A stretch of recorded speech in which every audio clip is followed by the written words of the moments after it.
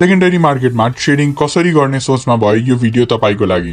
Secondary मार्केटमा trading गर्नको लागि हजुरको टीएमएस अकाउन्ट हुनु जरुरी छ। टीएमएस अकाउन्ट हजुरले जो कोही ब्रोकरबाट बनाउन सक्नुहुन्छ।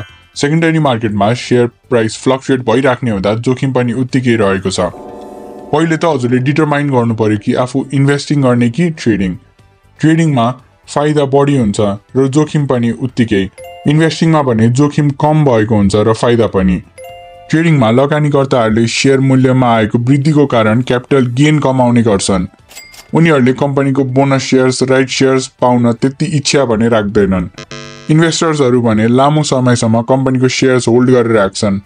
कम्पनीले दिएको bonus shares, right shares compound हुँदै जाँदा लामो समयमा राम्रो प्रतिफल प्राप्त गर्ने गर्छन्। शेयर किन्न बेच्न त सजिलो छ, तर प्रतिफल कमाउन भने उत्तिकै गाह्रो छ। त्यसकारण बजारलाई राम्ररी एनालाइज गरेर मात्र शेयर किनबेच गर्न सल्लाह दिन चाहन्छु।